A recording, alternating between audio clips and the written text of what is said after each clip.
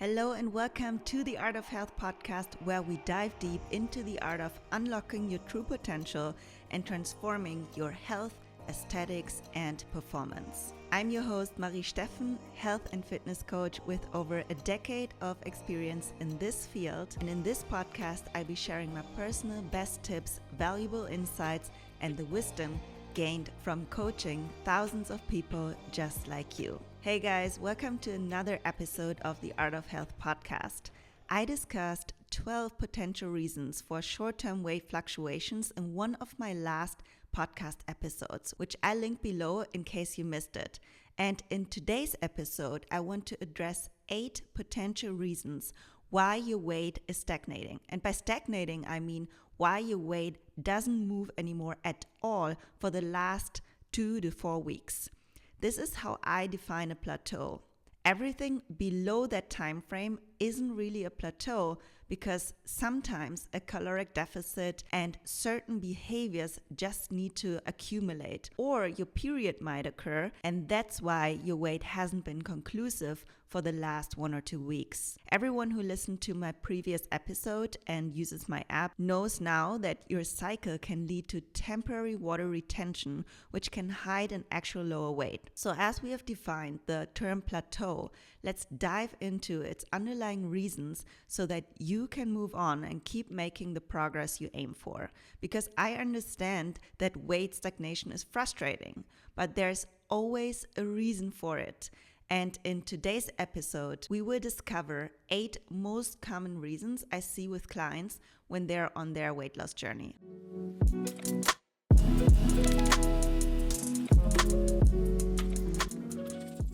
Reason number 1, you're eating more or simply aren't in a caloric deficit. I'm addressing this first because people often get the laws of physics wrong regarding fat loss. That's why I expand on this one for a second to ensure we are all on the same page. The main requirement for fat loss to occur is a caloric deficit, meaning you have to eat less than your energy expenditure. It is a straightforward equation. For example, if you spend about 2,000 calories a day and eat 1,700 calories, you are in a caloric deficit. But we need to ensure that this deficit is not too big or too little. If the deficit is too big, the likelihood of adherence decreases. If the deficit is too small, your progress might be so slow that motivation decreases. And I won't go into too much detail here and can just tell you that a good deficit to start with is around 15 to 20% of your maintenance calories, aka the calorie intake where you would maintain your weight. Again, this is a more complex topic and is very individual. That's why I'm just mentioning this percentage as a general guideline. But my main message was that a caloric deficit is key to losing body fat. But what most people do instead is searching for dieting programs that often, I'm not saying all of them, work with other types of restrictions, like cutting out carbs or cutting out time in which you're eating, like fasting protocols, etc. If someone loses weight with a certain style of dieting, it is simply because they are in a caloric deficit, but not because of the time-restricted eating per se, or because the person didn't eat carbs anymore. Eating a normal time intervals or eating carbs won't make you fat. This is just another form of creating a deficit, but I'm always looking at whether this type of restriction is necessary. Or in other words, what way of eating allows the person to adhere to the deficit in the easiest and most effortless way. So you might think cutting out carbs is necessary to lose weight, but it's not. A caloric deficit is necessary. You can eat your carbs. You can even eat chocolate and lose weight if you match the deficit. Only eating chocolate wouldn't make it easy because it won't keep you satiated for a long time. But allowing no sugar at all in your diet might lead you to quit faster because it's not a realistic long-term way to live. I just want to convey the message: make sure to focus on the most important component to reach your goal and don't make it harder than necessary. Now you're probably thinking, how do I know if I'm in a caloric deficit? It's very simple. By tracking your calories and observing the trend of your average weekly body weight. Is it decreasing over the course of 4 to 6 weeks, or it might be stagnating or increasing? When it's stagnating, you are eating at your maintenance calories. Or when increasing, you are probably in a caloric surplus. The next question you probably ask yourself is, how can I figure out my goal calories for fat loss? Here are 2 options for you to go for. First, you're typing into Google, how many calories should I eat for fat loss? And there probably will pop up a calorie calculator. And then you can go for trial and error.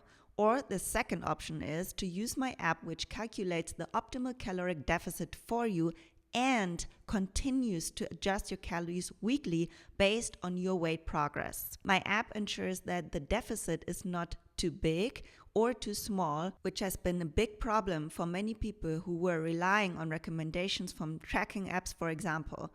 I think tracking apps are a great tool to use for the function of tracking your food, but the function of calorie recommendation is very, very poor and not always the intake that you should go for. To summarize the first point, eating healthy isn't guaranteeing weight loss. A caloric deficit is a prerequisite.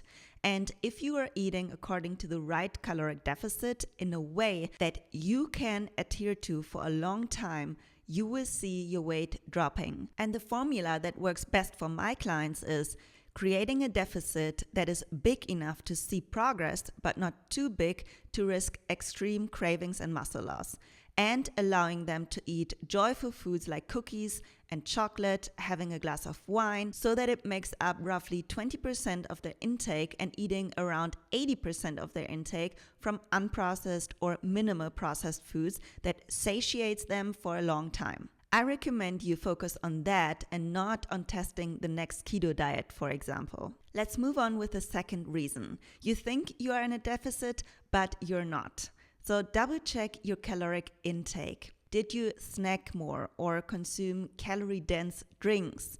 It's easy to overlook extra calories from snacking or beverages like lattes or alcohol. Being mindful of these habits can help you understand unexpected weight changes. Reason number 3, your metabolism slowed down. Here, I want you to be careful because there have been happening many self-diagnoses.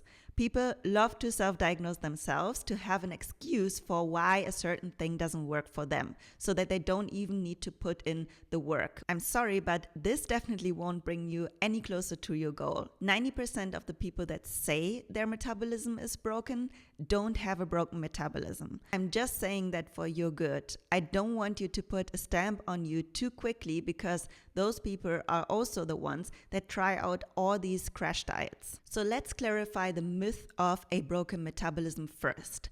A metabolism can slow down, but it can't break. That means no matter what you just heard, good news from me, because if your metabolism really slowed down, you can reverse it. And if you thought your metabolism slowed down, but it's actually not the case, then great, your metabolism is healthy, you just haven't figured out the right way to lose weight. Now, how do you know if your metabolism has slowed down? To find that out, there are 2 key questions to ask yourself. First, did you eat in a very extreme deficit, like below 1,400 calories for many months or even years?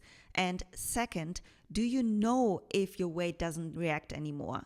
Did you weigh yourself consistently? If not, you can't say if something worked or not. You might say, I feel like I didn't lose weight, but I'm saying then, okay, I get it, but a feeling is not a fact. So people who have slowed their metabolism have been extremely restrictive for many, many months or years. And if that's the case for you, then there is only one way out: going out of the deficit for a while and maybe trying another fat loss phase once your metabolism has recovered. But I'm not going into the really detailed process of the so-called reverse diet right now.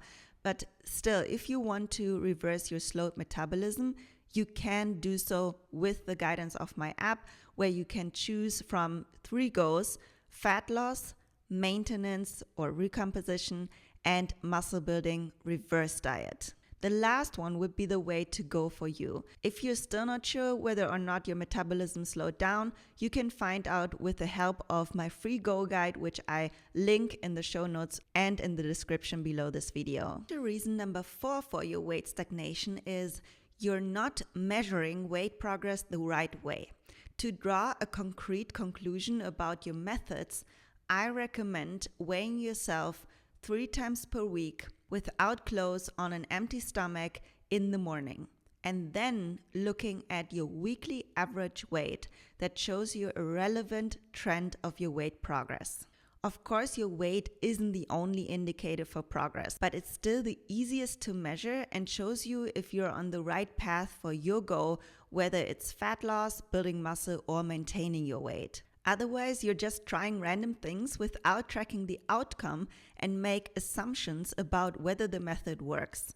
It's like throwing spaghetti on the wall and seeing what sticks. So that's not the most efficient way to get to your goal. Reason number 5, you gained muscle. Building muscle can result in weight gain because muscle weighs more than fat. You may have started working out and changing your diet and look different, more muscular and defined, but your weight is the same or has even increased. That is because muscle mass weighs more than fat, especially people that just started working out or started working out consistently with a certain amount of effort can build muscle and lose fat simultaneously. I call this phase the honeymoon phase because building muscle tends to be much faster in the beginning than later in your training career. Otherwise, we would build muscle forever and look like Hulk at one point. So how do you know if you build muscle? You can identify muscle growth via form pictures, for example. So if you did a before picture, you can compare it with an after photo, or by looking at your strength gains. If you got significantly stronger, it's also an indicator of muscle growth. There are also scales that can measure your body composition, but they are not 100% reliable. Reason number 6, you are moving less. Significant changes in your activity level can impact your weight. If you have been consistently moving less, such as walking fewer steps, your daily energy expenditure decreases, specifically your NEAT, non-exercise activity thermogenesis. The calories you burn daily are made of different components, such as the energy spent by your organs and brain function, the energy spent during your training, and the thermic effect of food, which is the energy expended when your body digests food and absorbs nutrients. The energy you spend while moving and isn't considered a sports activity has a significant impact on your calorie expenditure and can make up more than you actually burn during a workout. That explains why your weight might react a certain way if you suddenly walk much more on average or much less. Okay, we have reached our 7th reason. You are chronically stressed.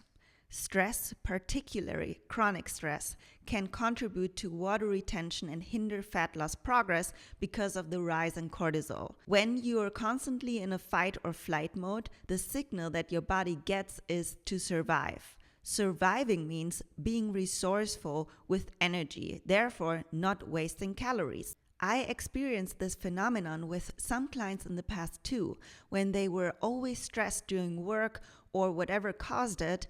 And once they were on holiday, for example, the weight suddenly dropped. But how the body responds to stress is very different. And causes of stress can be very different too, like poor sleep, relationship stress, work stress, too much training, or too big of a caloric deficit is also stress. That's why I integrate the function in my app to plan diet breaks. I recommend incorporating diet breaks, for example, when you hit a plateau in your fat loss phase, because eating for a few weeks on your maintenance calories can sometimes do the trick so that your body is no longer in survival mode. And the 8th potential long-term cause for unexplainable weight gain could be hormonal imbalances such as PCOS, estrogen dominance, or thyroid diseases. If you experience symptoms that match these diseases, I advise you to get your blood work checked by a doctor. Alright guys, I know this was a lot, so to wrap this episode up, I will list all the potential reasons why you're not losing weight again. First, you're not in a caloric deficit. The second reason, you think you are in a caloric deficit, but you're not. Reason number 3, your metabolism slowed down. Or 4, you're not measuring weight progress the right way. Reason number 5, you gained muscle. Or reason number 6, you might be moving less. And 7th reason, you're chronically stressed. And potential reason number 8, you have hormonal issues. Let me know if you have identified one or multiple of the mentioned reasons for your fat loss plateau, and if you have any questions in the comments below this video. Next time you will hear from me again with a What Would Marie Do episode in which I'm giving one of my listeners fitness-related questions my best advice. I hope this episode was helpful to you. If so, please support me by subscribing to this channel and sharing this episode with your friends, followers, or family. And leaving a positive rating for the podcast allows me to create more valuable content for you. Thank you for tuning in today. Stay strong, flexy, and healthy.